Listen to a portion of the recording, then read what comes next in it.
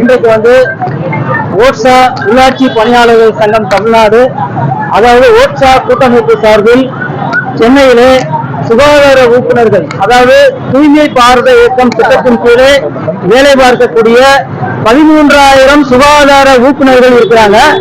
அவங்க கிராம ஊராட்சிகளில் அவங்க திடக்கழிவு மேலாண்மை பணிகள் மற்றும் தனிநபர் இல்ல கழிப்பறை பணிகளை மேற்கொண்டு வருகிறார்கள்.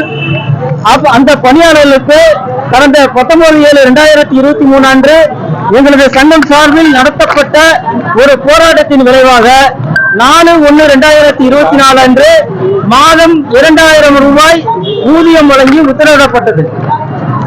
அவங்க 13 ஆண்டுகள் 1 ரூபாய் கூட சம்பளம் இல்லாமல் வேலை பார்த்துக் கொண்டிருந்தார்கள். அவர்களுக்கு 2024 ஆண்டு 2,000 ரூபாய் மட்டும் ஊதியம் மாதாந்திர தொகுப்பூதியமாக வழங்கப்பட்டது. தற்பொழுது அவர்களுக்கு மீண்டும் ஒரு ஊதிய உயர்வு வேண்டும் என்று பலகட்ட போராட்டங்களை கடந்த 3 ஆண்டுகளாக நடத்தி கொண்டிருக்கிறோம்.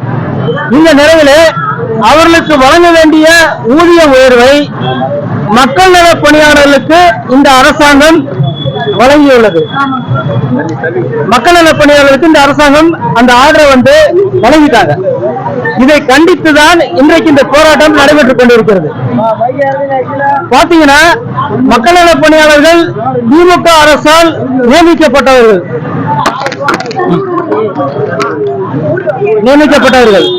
ஆனால் இந்த அரசாங்கம் மக்கள் நல பணியாளர்களுக்கு தேர்தல் நேரத்திலே அவர்கள் இந்த அரசுக்கு உதவியாக இருப்பார்கள் என்று கருதி சுகாதார ஊக்குநர்களுக்கு வழங்குவதாக அறிவிக்கப்பட்ட ரூபாய் 1000 ரூபாய் மதிப்பீட்டை மக்கள் நல பணியாளர்களுக்கு இந்த அரசாங்கம் வழங்கியுள்ளது.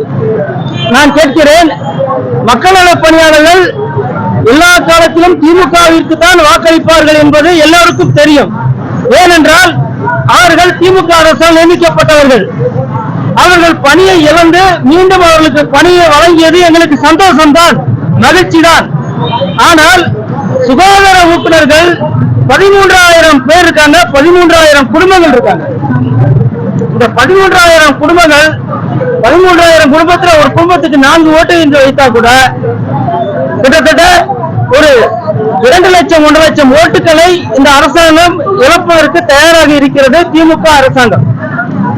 ஆகவே இன்றைய தினம் தமிழ்நாடு முழுவதும் அனைத்து மாவட்டங்களிலும் இருந்து சுமார் 38 மாவட்டங்களில் உள்ள கிராம ஊராட்சிகளில் பணியாற்றும் சுகாதார ஊக்குநர்கள் அனைவருமே இன்றைக்கு சென்னை பனகல் மாளிகையிலே கூடியிருக்கிறாங்க.